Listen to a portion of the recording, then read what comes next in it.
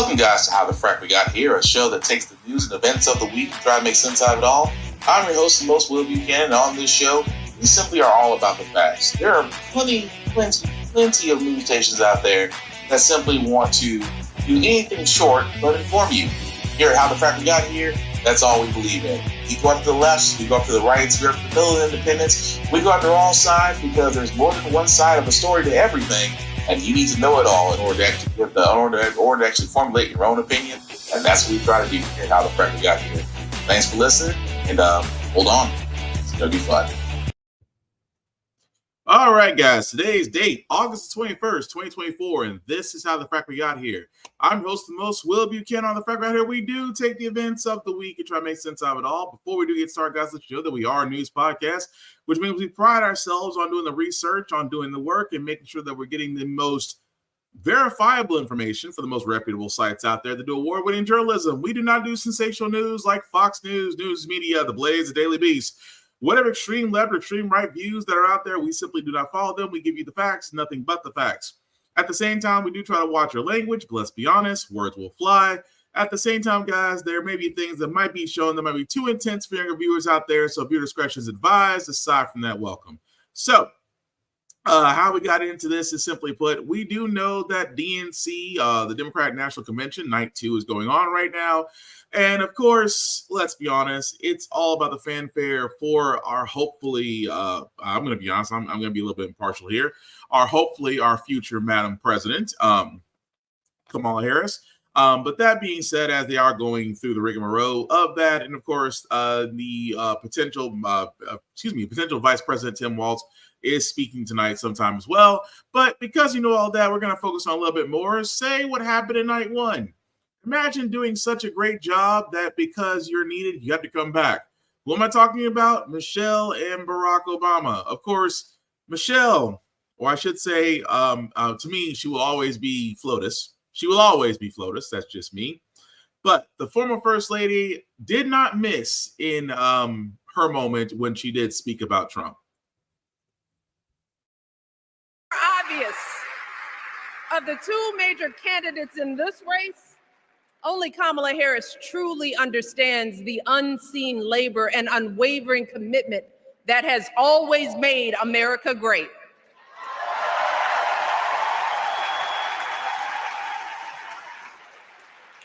Now, unfortunately, we know what comes next. We know folks are going to do everything they can to distort her truth. My husband and I sadly know a little something about this. For years, Donald Trump did everything in his power to try to make people fear us. See, his limited, narrow view of the world made him feel threatened by the existence of two hardworking, highly educated, successful people who happen to be Black.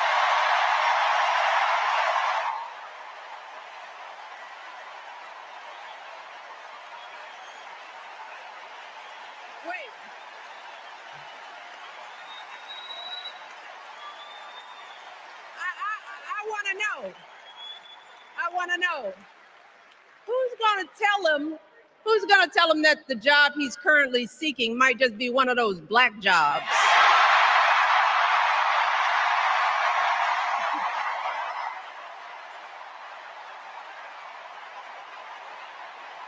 Look, it's his same old con. His same old con.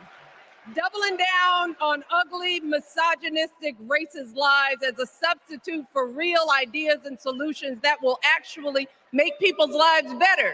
Look, because cutting our health care, taking away our freedom to control our bodies, the freedom to become a mother through IVF like I did, those things are not going to improve the health outcomes of our wives, mothers, and daughters. Shutting down the Department of Education, banning our books, none of that will prepare our kids for the future. Demonizing our children for being who they are and loving who they love. Look, that doesn't make anybody's life better.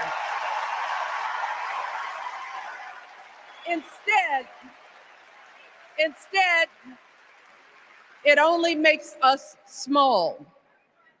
And let me tell you this, going small is never the answer. Going small is the opposite of what we teach our kids. Going small is petty, it's unhealthy, and quite frankly, it's unpresidential. Yes, ma'am. Let's be honest. That's the reason. I say this all the time, and I have no problem saying it. Mrs. Obama, Professor Obama, she will say everything that needs to be said, and she says it with emphasis. All I can sit there and say is yes, ma'am. That's all I can say. I love how she points that out because again, Trump did talk about all the black jobs, and that's come back to haunt him. He has talked mercilessly, because I've said on this podcast, he has talked mercilessly about Barack Obama.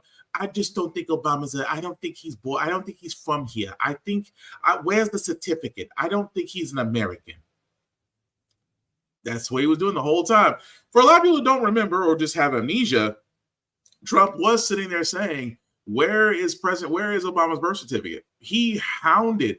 I just think that he's not an American. Because why? Because he's eloquent, he's black, he obviously has had more intelligence than you, and that scares you. Which told me a lot about Trump way before his failed apprentice shows, way before many of his failed businesses, because he's the only businessman that I know that bankrupted a casino. And I will not stop saying that. For such a great businessman, a casino is a foolproof business entity. And yet he bankrupted it, like many of his other businesses. But I digress. Back to the First Lady. She makes a point that we know what's coming next. Because Trump, convicted felon Trump, and J.D. Vance don't have anything negative to say about the Madam Vice President Kamala Harris or Tim Walz. They have nothing to go off of. And trust me, I'm pretty sure their research teams are doing everything they can to find something. So what does Trump do best? Make fun of the names. Do this, make fun of the names, sling mud, say that, all the greatest hits, if you will. J.D. Vance doesn't have a leg to stand on, so he attacks Tim Walz on his valor, saying it's stolen valor. Oh, you served the National Guard, so that's not real Army service or real armed services service. So it's like they have no legs to stand on, ladies and gentlemen, except to attack. So the former First Lady pointed out, what happens next? They're going to attack. But not to be outdone, ladies and gentlemen, because, again, FLOTUS will always go first.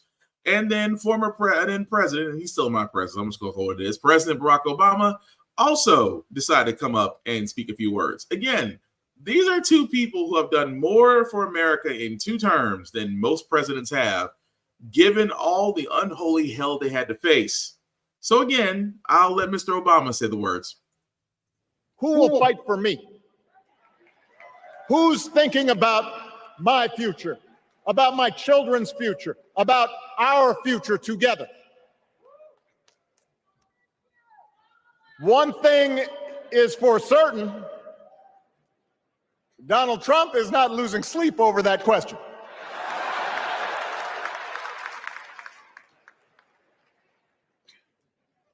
Here's a 78-year-old billionaire who has not stopped whining about his problems since he rode down his golden escalator 9 years ago.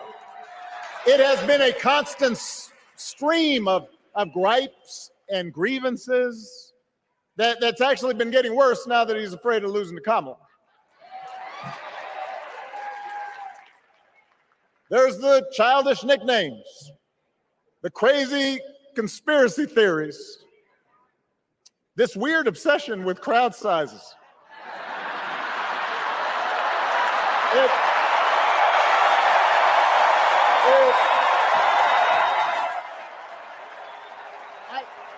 It just goes on and on and on. The other day I heard someone compare Trump to the neighbor who keeps running his leaf blower outside your window every minute of every day.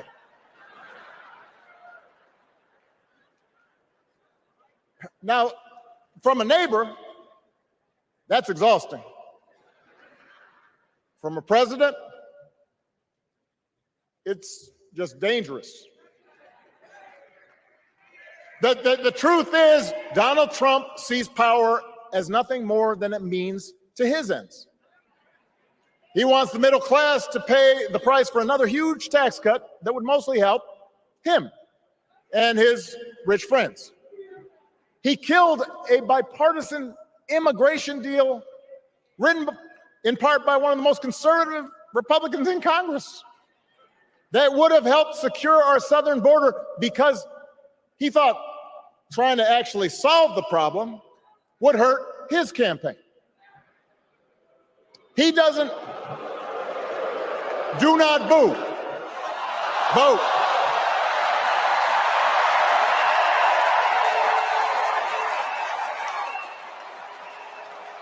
He doesn't seem to care if more women lose their reproductive freedom, since it won't affect his life. And most of all, Donald Trump wants us to think that this country is hopelessly divided between us and them, between the real Americans, who of course support him, and the outsiders who don't. So it's amazing, and these are all, and again, this is all snippets. There's actually the full actual speeches are there on social media for you guys to see. But again, kind of makes sense, doesn't it? That from two perspectives, they have mapped out so eloquently what Trump is about. And again, I don't know how many more times we could say this, or I could say this. He's in it for himself. The presidency is his way of avoiding jail. Mr. 30 plus convictions, already a convicted felon, already facing still multiple cases, and doing all this and trying to avoid jail. That's the only reason he wants the presidency. And the fact that he has a cult. But it is amazing to me that even on DNC night, where you have everybody, even Little John came out for the Democratic roll call. Which again, nothing wrong with Lil Jon coming out and entertaining the crowd, because if you saw the RNC had Kid Rock. Kid Rock hasn't been really relevant since his, two songs before he decided to go country and failed miserably. But I digress. But the point I'm getting at is the DNC is wrapping up to solidify. And again, this is the one time the DNC has no choice. Because we don't need y'all guys to pull a Bernie Sanders when we have Hillary Clinton, because Hillary Clinton did speak. As of today, her husband, former President Bill Clinton, will be speaking to DNC as well. But imagine Hillary Clinton coming out and pretty much being the biggest I told you so person in the DNC, because she has told us what Trump would do, how he's compromised, how he's going to just basically be in it for himself, how he's already bending over backwards for Putin and Putin in China and other places. She called all of this, and almost all of it has come to pass. Now imagine you're the woman that won the popular vote, but because some folks just, let's be honest, for lack of better words, decided because you're a woman that they didn't want to vote for you. It's the lack of voting. And also add that to those that didn't want to vote. So you have folks that didn't want to vote for a woman, those that didn't want to vote at all, ended into this, it just multiplied into this crap storm that got Donald Trump elected. So imagine you're Hillary Clinton and you're now the DNC in 2024, and you're there to talk, to sit there and say, please don't make the same mistake you guys made when I was running, because I was more than qualified. Kamala Harris is more than qualified. Let's not make the same mistake again, shall we? Please. So again, it amazes me so that, of course, Fox News and everybody else is going to try to shoot it down, trying to sit there and say, well, this is all fanfare, because Biden was initially supposed to run, but then he dropped out, and it's just kind of convenient that Harris is now the Democratic nominee. They're going to spin it any way they want to, because, again, Trump's And I hope his downfall, and I don't mean to say this in a negative way, I mean to say this in an almost poetic justice type of way. Maybe it takes a black woman to bring down Trump finally.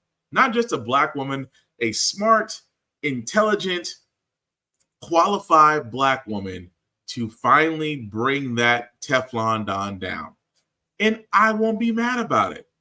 It's just poetic justice because it was a black woman that got convicted in the Manhattan trial. There is another black woman that is just chomping at the bit in Georgia to get her trial going. And then you also have, another trial going on that might get reopened. His documents case that was dismissed in Florida because the Trump appointed person there decided to throw it out because the special counsel was quote unquote unconstitutional, which is kind of some BS. But again, if it takes a qualified black woman to finally bring down Trump, I say send the entire goddamn Dora Milaje. I will be more than content with that. But anyway, like I said, DNC going on, not a lot of things going out there except getting people energized and informed to vote. However, Kamala Harris did actually bring up her economic and housing plans that she wants to do. And they are very interesting and mighty progressive, I might say. If you don't know what they are, I'll let MSNBC explain it. With more on Vice President Harris's plan to unveil her economic agenda this afternoon, with an emphasis on lowering grocery prices, lowering rental prices, and tax cuts for middle-class families. And while Donald Trump is still leading on the issue of the economy over Kamala Harris in recent polling, he no longer has the double-digit lead he regularly held over President Biden on this key issue for voters. NBC News business and data correspondent Brian Chung is here to help break down Harris's economic plans. First, on grocery prices. Brian, we know Harris wants to ban corporate price gouging in the food and the food and grocery industries. How would this work? Yeah, well, again, and the economy is this kind of big nebulous idea, but what we're really dealing with right now is inflation, and where are people noticing that the most? At the grocery store. So the Harris plan really started off with some talking points about what they want to do on price gouging. They're basically taking aim at companies that they allege have been unduly raising prices to increase their margins. And indeed, profitability at a number of companies has indeed increased. So what she's proposing here is giving a little bit more power to the Federal Trade Commission, the FTC, in addition to state attorneys general, to investigate any sort of allegations of price gouging and impose strict new penalties on companies that are found out to do so. She also wants to scrutinize mergers and acquisitions. And I should point out, there's a big one in the works already. Kroger and Albertsons,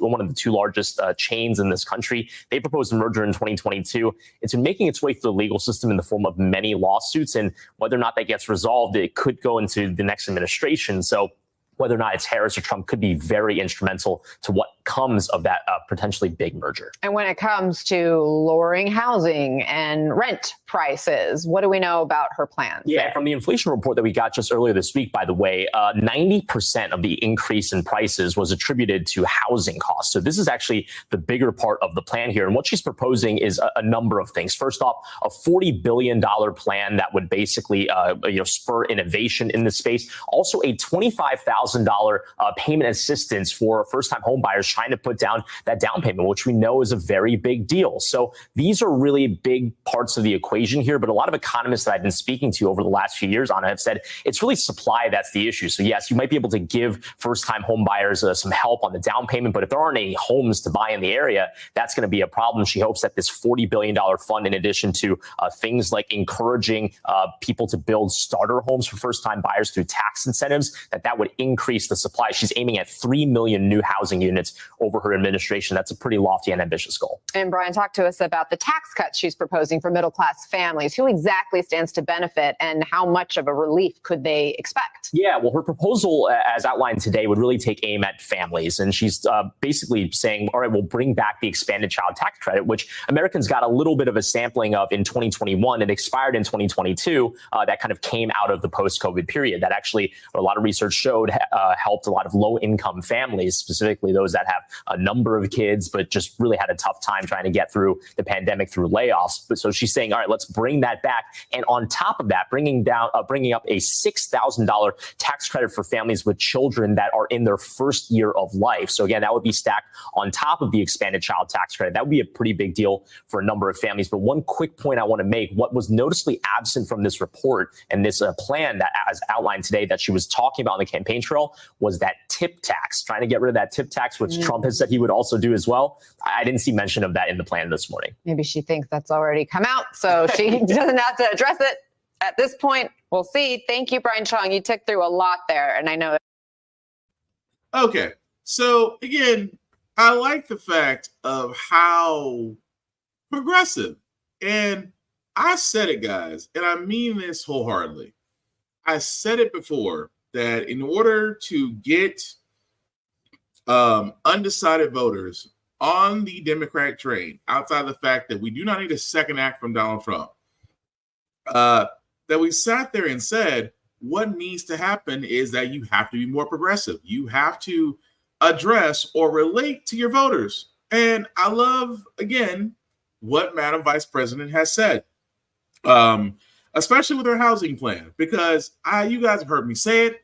We've covered multiple articles on this podcast. The fact that, the cost of trying to be a homeowner right now, it's almost, and forgive my French, damn near impossible.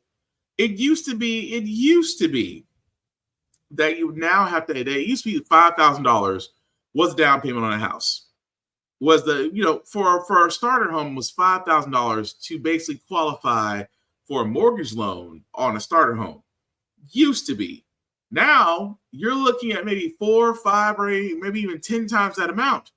Because again, Wall Street and several hedge fund companies decided to come down, especially my home state of Tennessee, buy or offer cash payments to those selling their homes with plenty of land, destroyed said homes, decide to put up condos and charge, for lack of a better word, New York rent. Because you did have folks from California and other areas that were working remotely who had very high salaries. You're talking 130K and up, but moving to more tax-friendly states. Unfortunately, Tennessee is one of them. So again, imagine the fact that you have New York rent, you're working remote, you can afford it, because you have that salary. But for those that don't have that salary, who, you're not making 130,000 up, you might be making 40,000 at the lowest, maybe 70,000 at the highest. Getting a home feels like it's impossible, or even trying to, for lack of better words, rent is getting impossible because a lot of your income is just going to the monthly rent, and you're not getting ahead. And I've said this before, there has always been a problem where companies with too much capital can simply buy homes, put up condos, and charge rent. There's always been a problem with that because all they're thinking of is their shareholders. Their shareholders and their profit sharing. That's all they're thinking of. Whereas if you're just, it's the reason why a lot of people, and again, I'm just being honest, it's a reason why a lot of people don't start families. Because again, you can barely afford the rent for your 1 or 2 bedroom apartment for you. Do you want to imagine a home for, a family of 2.3 or more kids? So that's also been a factor. Not being able to get a home has caused a lot of people not to want to start a family. See, it's a kind of a domino effect with that. But what I'm getting at here, guys, is that I love what Kamala Harris is thinking of doing. Because, again, it's progressive and it's bold. I'm going to start with this one already.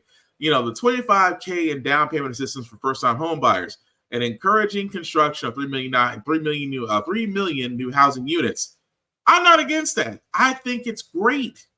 I think it's great because you're solving a problem partially. Because when I first saw this, I'm like, okay, this is great. It's great that you want to make more Americans homeowners. A lot of Americans, myself included, would love to be a homeowner. Would love to sit there and say we have our house and backyard and front yard and a little bit of land. That's cool. and the fact that you're encouraging construction of 3 million new housing units, that means that bill has got to be able to sustain that. Now, again, if Harris does have a more Democratic friendly Senate and House of Representatives, I see this passed, no problem. But this is the part I'm getting at, guys, when I say it's progressive, because again, it's one of those things that Biden could have pushed through, and I'm not mad that he didn't. Okay. He started off progressive, and then you had Sinema and you had Manchin, who were basically being dicks. There was no way around that. Unfortunately, there wasn't, because you had those that were just not going to go well. But he did what he could. Now with Harris, I want her. It's my hope that she stays progressive. This is a progressive thing. Much like, again, going back to what she said. And I'm sorry. There we go. So, I mean, much like what she said, tax cuts for middle class families, frontline workers. Again, you're trying to bring back the tax cuts that were put back in place during the Clinton administration. Nothing wrong with that, because tax breaks were there for the middle class, while the top tier and the rich and the corporate. I want to say the corporate rate at the time was at least 40%, maybe almost 60 in the 90s. Let's just be safe and say that it was at least 60%. So corporate tax rate was at least 60%. You had multiple tax breaks for middle class families. It was actually a booming economy at that time. So that's what Harris wants to bring back. Again, no problem with that, because when the middle class and lower class thrive, and the corporate people, where the corporations and rich people are paying at least 60% in corporate tax, America thrives. Don't believe me? There's a whole history behind it. And then she goes, first ever federal ban on corporate price gouging for food and groceries. I'll take that one step further. How about we introduce the same type of regulations, food regulations, that the FDA has overseas, make them here in the U.S.? I'm just saying, it might change some things about the way we eat, because, again, what the FDA allows in our food here in the U.S. is completely different overseas. But, again, corporate price gouging for food and groceries. There is price gouging. A lot of people don't believe there is price gouging, but there is. You want to know why? Because in a inflation/pandemic era, you have corporations doing record profits. Corporations doing record profits while their employees' wages have stagnated, have not increased at all. But corporations have had record profits in a COVID/inflation era. That's price gouging. And of course, I want to see how she would enforce that. In tax benefits behind Wall Street bulk home buying, right there. Or better yet, if you're a corporation, you can't buy a home. I'll even go one step further. If you are a corporation and not a person, you cannot buy a home. Corporation can buy land, but they can no longer buy homes. Homes should be off limits to corporations. And I know that's sad. I know when you think about, a corporation, if they just want to buy a home, they can just offer to the home buyer. You can't sit there. But here's the thinking behind this. Corporations can buy all the commercial land they want. They have the capital to do so. But as far as homes, they can't go near them. I think there needs to be a line in the sand. Corporations cannot buy homes. You can buy commercial land, build whatever you want on it. Good for it. Knock yourself out. But as far as homes go, they should be persona non grata. So, again, with the tax benefits behind that ending, that might curb that. But I want her to go one step further and say, Wall Street, no, that needs to stop. And then also bill to stop data firms from driving up rent. You know what? I'm going to be honest with you, because as a person who rents, I still don't understand why my services remain the same, but the rent still goes up. I don't get it. Even when I was living, I'm renting a house now because my family's expanding. But when I was just me in an apartment, I was in a 1-bedroom apartment. And every time my lease ended, they're saying, well, to keep with the cost of services, for the services that you are currently getting and want to keep getting, our rates increase. For what? See, I would think that if my rates increase, so does my service. It doesn't. It's still the same crappy service I was getting at that apartment, and I was still paying still paying the same amount of rent for during that lease. But when lease goes up, is it the same amount? No, the rent increases. But I'm still getting the same crappy service. So again, I had to ask, whenever it comes to them dragging up rent, they always say, well, it's based on the property land values and the appraisals and whatever level of BS they want to give you that basically says this is the reason why we're jacking it up because of the land appraisals. That mess needs to stop immediately. And I think for the simple fact of the matter is we can get that. But like I said, come on. I mean, it was interesting. Excuse me. That it was said by Representative Crawford yesterday, I guess at DNC Day 1, where she said, well, it's great and all that we want to push Kamala Harris forward, but we need to give her a Congress that'll work with her. Because let's be honest, with a barely margin in the Senate and the Republicans taking the House, if this moves forward, Kamala Harris is going to run into the same problem Barack Obama did his second term. Because his first term, he had an entire House and Senate basically against him. When Mitch McConnell sat there and said on the day of his inauguration, he sat there and said, our goal is to make Barack Obama a one-term president. Imagine that. Imagine at the time, the Senate Majority Leader pretty much telling you, hey, you're president and we're going to make sure you can't do shit. So imagine what would happen if Kamala Harris became Madam President. And again, she faced a Senate and a House that was for a party opposite her. Yeah, won't get a lot done.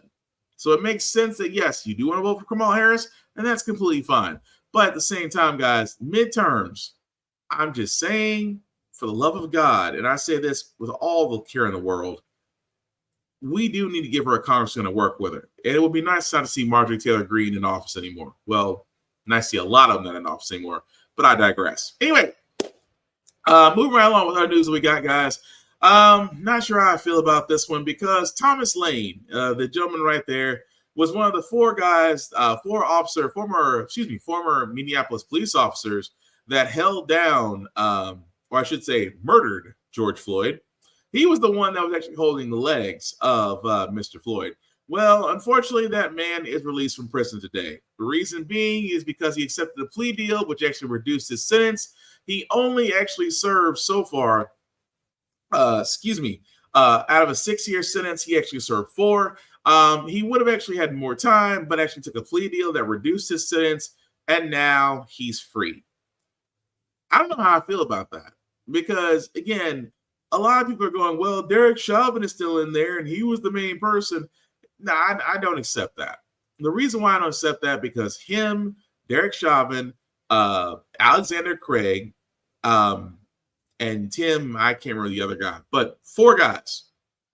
All of them had a part in holding George Floyd down and again, eventually murdering him. The thing that gets me is that I don't feel like that person served enough time. Because here's my thing. You're a police officer, okay? In the line of duty, you are trained to serve and protect. You are given non-lethal and lethal weapons. You were supposed to be given training, but as you heard me say many times in this podcast, you train longer to be an electrician, a plumber, a nail technician, and all the above.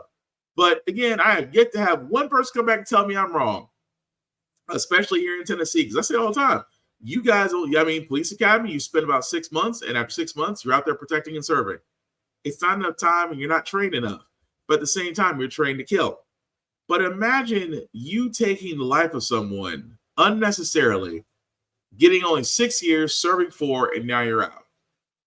I'm sorry, it just never sat well with me that, even though he held down the legs, he only got 6 years. So you're telling me if you murder a person in the line of duty, all of a sudden it's like, oh, well, it's 6 years. You just got to ride it out. It doesn't sit well with me. At the same time, yes, Derek Chauvin's still in prison. Somebody stabbed him, and yet, let's be honest, he's still alive. But again, it's like, how is it that you can assist in the murder of a black man, serve a little bit of time, take a plea deal, and you're out? I'm sorry, that does not sit well with me. But again, I digress because that goes into the whole thing as far as justice. And it's just like when police officers do kill people of color, are they really getting the time that they should be getting, or the fact that they are police officers is being taken into consideration? You be the judge. But moving right along, guys, this story, which again, I'm surprised about, a UPS driver overheats and wrecks. And I was like, didn't you guys just get a contract that says you should be getting air-conditioned trucks? This is the moment a UPS driver passed out behind the wheel and veered off a highway in North Texas. Eventually slamming into a tree. The driver's Teamsters local union blamed the heat. The driver was transported to a hospital and has since been released. UPS says it's investigating the cause of the crash along with local authorities, adding that they care, quote, deeply about the safety and well-being of the driver. UPS has got to take responsibility for this and shut these drivers down. They've got to be responsible for frankly, for the safety of the driver, along with the general public. Last year, UPS agreed that all vans purchased after January 1st would include air conditioning. The union said the vehicle in this case did not. So each door open, you're going 60 miles an hour down the road. That's your only AC in those trucks. It reaches 150, 160 degrees in the back, and you can't touch surfaces in the back of that truck without burning your hands. UPS said in a statement that it provides drivers with specialized cooling gear and access to ice and water, and they're encouraged to cool down anytime they need. The union says the driver called for assistance after experiencing heat-related symptoms, but the company asked him to drive himself in. When reached for comment regarding the union's claims and whether the truck had air conditioning, UPS said it's conducting a thorough investigation of the incident and have nothing further to add at this time. So it makes any sense. Let me get this right. So we did cover this last year that UPS drivers going on strike because this time July of last year, where UPS drivers were threatening to quit because right now they were threatening to quit, say we're walking off the job because we can't do these metal boxes that you call delivery vans that don't have any AC, that we have to leave the doors open, and that we're under pressure to get these boxes out at a standard time. It's enough, especially in the heat, to where a person can have heat stroke, pass out, or worse. Now, again, you have a UPS again, another driver who was having heat issues, who passes out and wrecks. It could have been way worse, but the driver, from what I understand, the driver is okay, some cuts and bruises. But at the same time, the UPS is like, a lot of people are scratching their heads and going, wait a minute, shouldn't you guys have air-conditioned trucks by now? Of course, UPS said we're conducting a thorough investigation of the incident. The driver was having heat-related issues, and he was told to drive himself in. Now, for all those that are, if you're thankfully in a spot that actually has normal weather, but I know for the rest of us, I live in the South, so that's pretty much God's hot plate. The heat and humidity are no joke. At the same time, those are metal boxes. Those are light metal boxes with no AC that might as well be the inside of an oven. So anywhere in the back of that truck could be anywhere over 100 plus degrees. At the same time, you've been given cooling equipment. Well, what kind of cooling equipment? Because apparently it wasn't enough to keep this man cool. And, they always say, well, they always have water, and we tell our drivers, frequent breaks. Really? It's hard to believe that, because much like Amazon drivers, FedEx, UPS, DHL, and other logistical companies put their drivers under major pressure to get packages out on time. If you thought Amazon was bad, try UPS. If you're a UPS employee that's hearing this podcast or watching it, tell me I'm wrong. If you're a FedEx employee, or if you're a FedEx driver, please tell me I'm wrong, because my understanding is these drivers are put under exceptional pressure to get their runs done in a timely manner for their customers. So you know what that means? It's amazing how they sit there and say, please take care of yourselves, but make sure the customer's taken care of. How very Amazon of you. So yes, the UPS is going to be under hot water for this, because where are the air-conditioned trucks that you guys agreed to in the collaborative, in the CBA?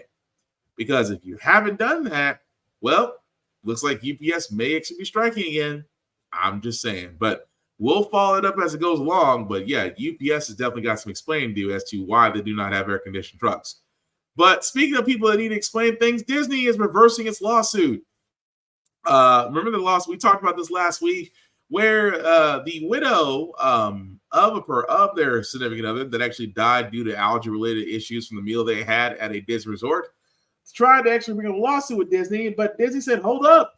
You're a Disney Plus subscriber. You can't sue us because that was in the enormous contract you signed when you signed up for Disney Plus." Well, Disney is backing down off that, saying that no, because you're Disney Plus, that doesn't keep you from suing. It doesn't. And the reason why I bring this up is because Disney had to backtrack. Because I love how they sit there and said, at Disney, we strive to put humanity above all other considerations. Disney, don't you have some theme park workers that are going on strike right now? And you want to go with that statement? We put humanity above all other considerations. And I love it. They said this was a quote they had, by the way. With such unique circumstances as the one in this case, we believe that this situation warrants a sensitive approach to expedited resolution for the family who have experienced such a painful loss. Sounds like Disney is basically trying to save face. And if you're trying to save face, okay, cool. But let's be honest. Y'all know y'all effed up. Oh, well, you're a Disney Plus subscriber. You can't sue. But at the same time, you're saying that, no, we're not going to say it now because that could come back on us. And with facing this lawsuit, with facing a potential worker strike, I don't think the mouse can take any more hits. Plenty of money, sure. They may get a settlement, that is also true. But at the same time, the mouse knew very quickly, or I should say someone in their PR group said, hurry up and put that statement out before it comes back to haunt us in the amount of money. Just saying. But speaking of things that come to haunt people out of this amount of money, Harley Davidson, which is crazy to me. This is another one. First, it was Bud Light. Now, Harley Davidson.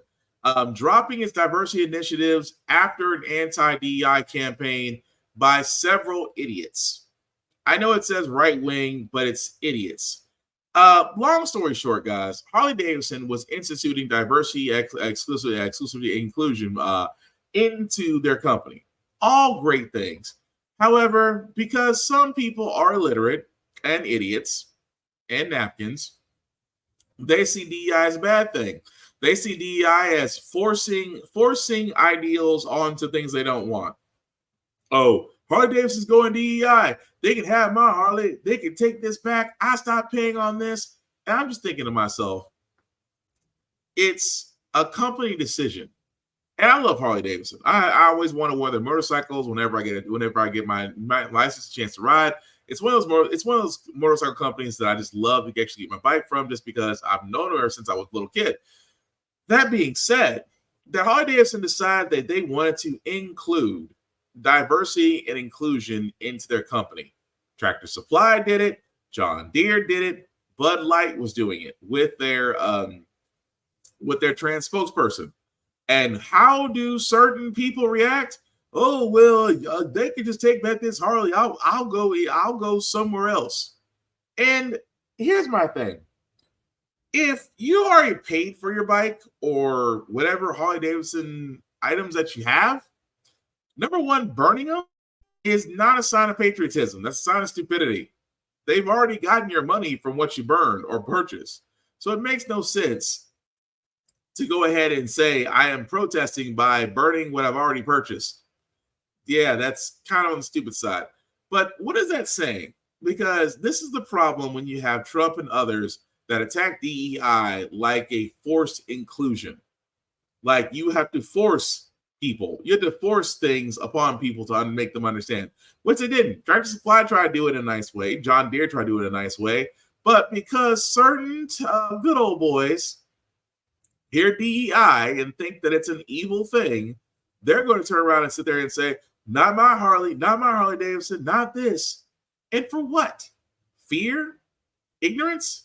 Because we know there's a certain convicted felon out there that loves the ill-educated or lack thereof. And this is exactly what it sounds like. Because again, it's just including others who love to ride. And they may look differently than you. And that's the crazy part about it. That they look differently from you, that they want to include people who don't look like you, and at the same time might actually be better for it. But yet you have those out there that truly believe that, God forbid an LGBTQ plus person, or God forbid that a person of color actually be at a company that actually might benefit from it. And yes, Cap, you're right. They sound extremely uneducated and more than likely are. Yeah. But it is amazing to me that you get those types of idiots. And this is the problem. George Carlin said it best. One of my favorite comedians and philosophers said it best. Never underestimate stupidity in large groups, because apparently those groups can make noise. Don't believe me? Bud Light ended their contract with one trans person because Kid Rock and others felt like if a trans person can enjoy their beer, there goes their masculinity. Tractor Supply and John Deere ended their diversity inclusion programs because farmers did not want to be associated with people of color or LGBTQ plus people. And now you have Harley Davidson. Harley Davidson wanted to include LGBTQ plus programs, and those that ride felt like assless chaps may be a problem because, again, insecurity. And yep, Cap, you're right. George hasn't been wrong yet. He hasn't. But it's not surprising that we cannot simply have DEI because, much like CRT, much like American history, folks get it wrong or are misinformed. And because of the fact that there are enough of them, companies don't want to take the hit. Companies would rather deal with napkins than receive backlash from those that don't look like napkins. Tell me I'm wrong. But moving right along, guys, my old company, Boeing, may be in trouble, but then again, Boeing's always been in trouble with their planes. It's just now coming to light that we're not taking it anymore. Boeing tonight, the FAA ordering new inspections on Boeing 787 jets after that sudden plunge. They now say the captain's seat slipped during the flight, bumping into the autopilot, disengaging the system, causing the plane to rapidly descend. Here tonight, Trevor Ault. Tonight, the FAA ordering new safety inspections on Boeing 787 jets after a string of concerning incidents, including these terrifying moments aboard a LATAM Airlines flight from Australia to New Zealand in March.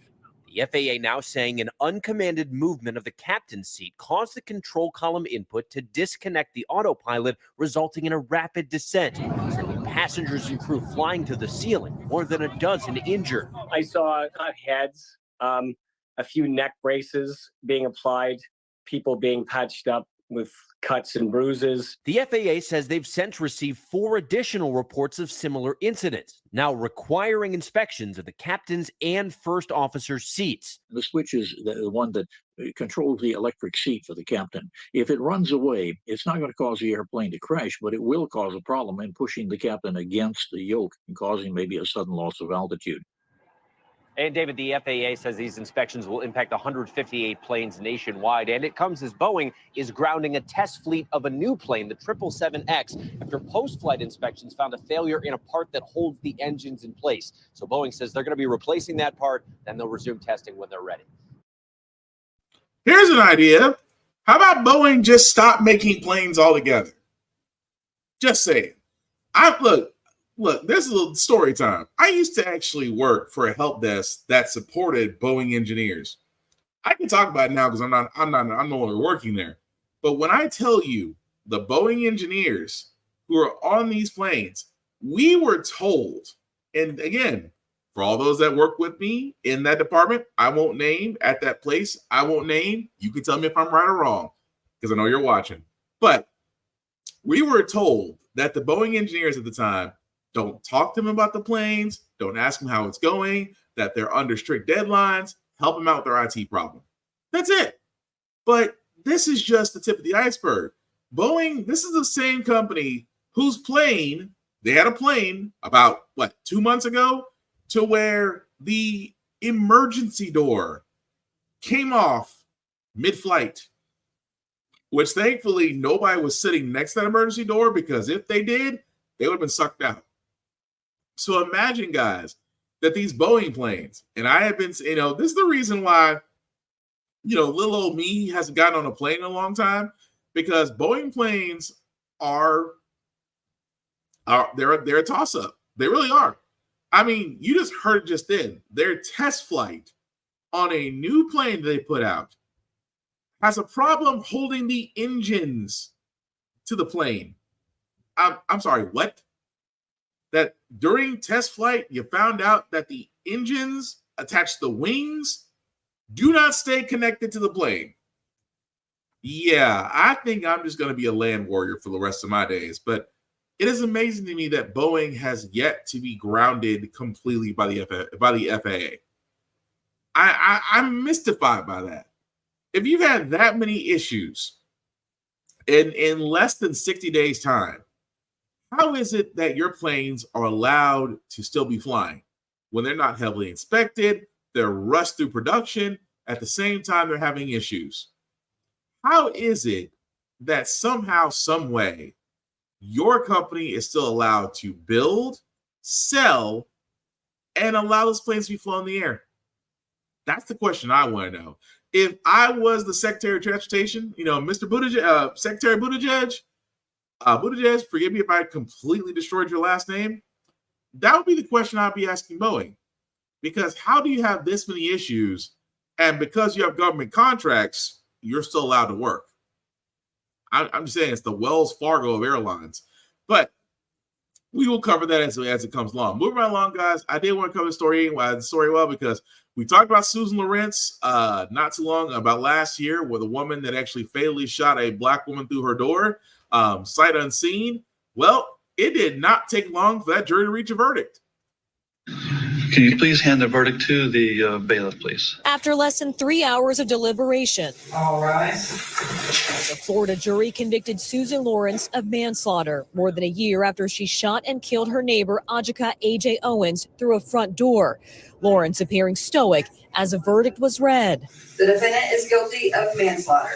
The week-long trial put a spotlight on the ongoing feud between the two neighbors and how it reached a boiling point last June after a dispute over Owens' children. Owens confronted Lawrence at her apartment, banging and cursing through the door. Jurors watched Lawrence tell detectives her side of the story, captured on video shortly after the shooting. I thought she was just going to break down the door. Okay. So, my heart was pounding, and I was like, she's really going to kill me. Prosecutors argued there was no evidence Owens was trying to break through and posed no imminent danger, and therefore firing a gun was not justified. It's not a crime to bang on somebody's door. It's not a crime to yell. Attorneys for Lawrence said she had a right to defend herself at the time, leaning into this animated simulation of what may have played out. If someone who is on the outside of your door that is banging and pounding so hard wants to get in that house and they do, it is too late.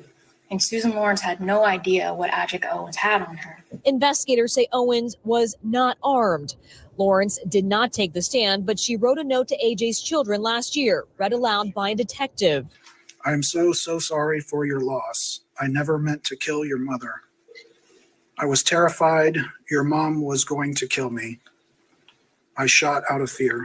Family and friends of A.J. Owens appeared in court each day and broke down in tears after hearing the verdict. Oh, God, thank you, Jesus. And outside the courtroom, a moment of reflection after a painful journey toward justice. If you had an opportunity to say something to Susan right now, what would you tell her?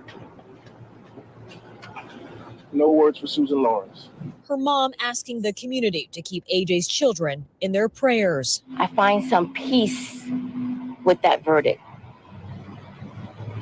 I feel that although my daughter is gone forever, the children's mom is gone forever, but we've achieved some justice for Ajika. My heart is a little lighter, and we're now on the path of true healing. Lawrence will now remain in the Marion County Jail without bond. Her sentencing is scheduled for a later date. She could be looking at up to 30 years in prison. Well, like I said, that didn't take long at all. Being convicted of manslaughter, this is the woman that, again, said she feared for her life, yet couldn't see the person, fired the door, and yet killed Mrs. Owens. and yet had to have a detective turn around and sit there and read her apology to now her children. Do you have any words for Mrs. Lawrence? Yes. May you spend the rest of your life in fear wherever you're going. Just saying. Because again, you do deserve it. But at least there is some justice in that. It's amazing how they always look old and disheveled when they're in there. But, I feared for my life. I thought she was going to kill me. But all she did was knock on the door. Again, it doesn't, like I said, I'm thankfully the jury did see wisdom in that and going, you know what? No, you still shouldn't have shot. It wasn't justified. But anyway, hopefully she lives in fear for the rest of her life. I'm sorry to shout the way I feel about it. But last word I got, guys, before we get to our feel-good section.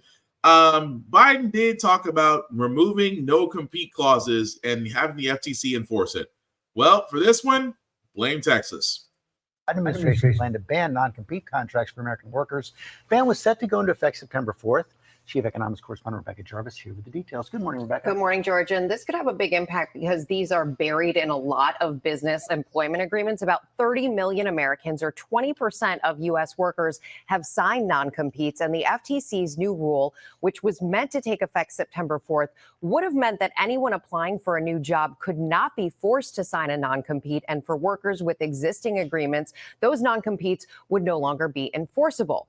Now, that sweeping ban is permanently on hold after a federal judge in Texas decided the government agency lacks the authority to put the ban in place. In a statement to ABC News, a spokesperson for the FTC says the agency is seriously considering a potential appeal of the decision. Meantime, the White House says it still supports a non-compete ban, while the U.S. Chamber of Commerce, which brought the appeal, celebrated the ruling, calling it a significant win in the chamber's fight against government micromanagement of business. Now, today's decision does not prevent the FTC from addressing non-competes through a case-by-case basis. But of course, that can be expensive. If you're trying to challenge a non-compete, you usually have to hire attorneys and really go after your business. And we have a ways to go on this story. So here's the problem with non-competes. Yes, non-competes are a way of basically hindering you. Again, if you're trying to work multiple jobs or you're trying to, again, make it or make ends meet in this society, that yes, you're going to have to find reputable jobs. However, what makes it harder is that companies don't believe in the fact that an individual can work more than one job. So you got to get a non-compete clause, which means for all those that may not know, if your company does do a non-compete, it's usually because they don't want you working with a company in the same infrastructure area as said company that you're working for. So therefore, what they do, you sign non-compete. Now, here's the problem with that. Non-competes have held a lot of people back in actually getting the jobs or getting the income they need from said jobs. So, of course, Biden looked at it and said, non-competes are stupid. Let's get rid of them. Everybody agreed, except corporations. And yet somehow a federal judge in Texas decided that the FTC does not have the ability to enforce this, which goes back to the courts. I think it's stupid. I think non-competes have done nothing more than be in the way of everyone else that is simply trying to get ahead. So therefore, it makes sense. It makes complete sense to ban them because again, non-competes have not led to anything positive. They've just been for what corporations can use to hold people in certain areas. In the same sense, where right to work and a right to work state has nothing to do with right to work, it just gives companies the ability to hire you and fire you as they see fit. So again, non-compete's stupid, yet blame Texas because Texas decided, we actually do need them, and the FTC can't do it. Back to lawyership we go. But moving right along, guys, we want to go ahead and move on to our feel-good segment because usually on How the Frack We Got Here, we do cover a lot of things that are doom and gloom. Sometimes make use of faith in humanity, but hey, it's Wednesday. Today's hump day, which tomorrow leads to our pre-Friday, which is Thursday. We will leave you guys out some good vibrations, and hopefully this next story about teachers does exactly that. Back now with our play of the day and one teacher who is changing up the lesson plan for his elementary school students. And Larry, you're back with this. I love this story. I love Mr. C. That's what his kids call him. And we're pretty sure that the C stands for creativity because we want you to check out his take on evaporation, sung to the tune of Taylor Swift's Blank Space. Hot sun shines down and hovers. Here's where it gets insane. Turns into Mr. C teaches at Hanover Elementary and works with special ed students. He says he writes the new lyrics and actually hires a singer to add the vocals, because, well, he knows his limits. How about a little math lesson now, set to NSYNC's Bye Bye Bye.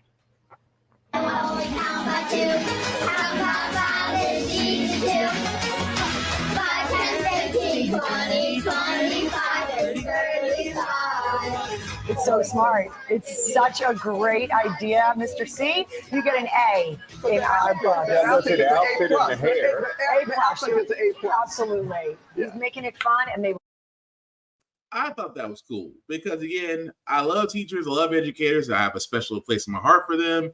And they always find different ways of actually trying to reach out to kids, to get them to learn, to get them excited about their certain subjects.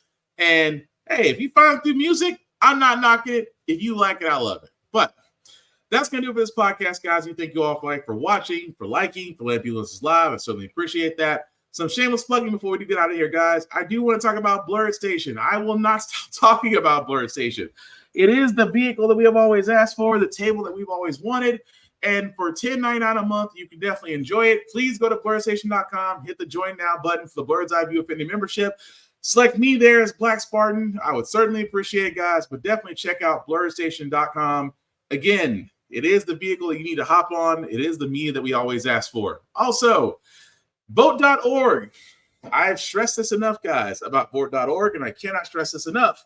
That simply put, if you ever want to know what you need to do for registered voting, things of that nature, guys, you can find it there. Again, it is one of those areas, guys, that we keep talking about that you need to know, that you will feel better in knowing. And simply put, guys, again, we come back to this whole voting thing. If you don't know about voting, well, simply put, if voting was, put this way, if you're voting, excuse me, I completely messed that up. If voting was not important, they would not be trying to move the goalposts. The simple fact of the matter is, guys, if you don't know where to go, if you don't know you're a registered voter, if you don't know what you need to bring when voting, this site will help you do it.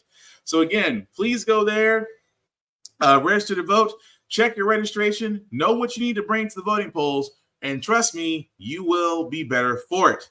Also, if you are interested in running, guys, I said I was going to bring this up, and I'll bring this up again. Runforoffice.org. Again, if you ever thought about running for office or know someone who should, this right here is a site that actually can help you do it. Now, there are other sites out there that can also help you do it. But again, this is the site that I recommend just because it does help you as far as how you want to run for office, if you choose to, what needs to be done, what needs to be put in. This can help you if you do want to run for your local and federal offices. So again, guys, runforoffice.org will help you out. Please remember vote.org for voting. You will be better for it. Now, outside of that, guys, you can find me Black_Spartan 615 on the socials, as I usually do reviews on everything, guys. And you can always talk to me online. The thing about it is, I always say, guys, please don't be weird. That's all I ask. Don't be weird. You know, I don't want to delete you. I don't want to delete somebody and block somebody. Simply put, don't be weird, and you'll save us all some wonderful times. Because I do like to talk about everything, not just politics. The link at the bottom, guys, will make that a little bit bigger for you guys. See, if you copy and paste that link in your browser, take you to my link tree. That's the YouTube and Facebook groups for all of our podcasts. How the Frack We Got Here, Get Bitten, of course, off on this podcast. Like, share, subscribe. A like, a share, and a follow costs nothing, but it means the world to me, guys. And again, this simply cannot be done without you. Also, definitely check out Always Record TV, APR TV. It can be found on all smart devices, including Roku. Again, you can see shows like mine and see my handsome face on the app. So definitely check out Always Record there. At the same time, guys, wherever you get your podcast from, whether it's Spotify, whether it's Apple Music, Google Play, was definitely you can find How the Frack We Got Here, as well as Facebook and YouTube. So again, like, share, and follow, and I would appreciate that greatly. Again, we are in election season, 75 days away from Election Day. Guys, be active, be informed. This is not time to sit on the sidelines, because again, we cannot have a second act of Dorito, especially now that he's a convicted felon. Just saying. But the last thing I'll say about How the Frack We Got Here, guys, is all about staying informed. We are not trying to reinvent the wheel. We are simply trying to give you all the information, allow you to make up your own mind. But we do provide a lot of perspective that goes along with it. We do a lot more when we're progressive. We try to move forward, trying to right our wrongs by making decisions now that we should have done back then.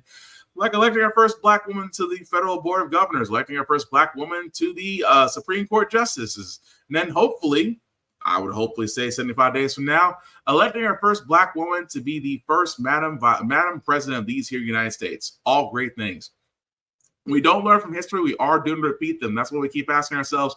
Why does everything go about our paycheck? Why are we electing different politicians to still the same old game in Congress? And most importantly, how the frack we got here. Thank you all for watching, guys. Please take care of yourselves and each other. And I promise we'll get through this. Peace.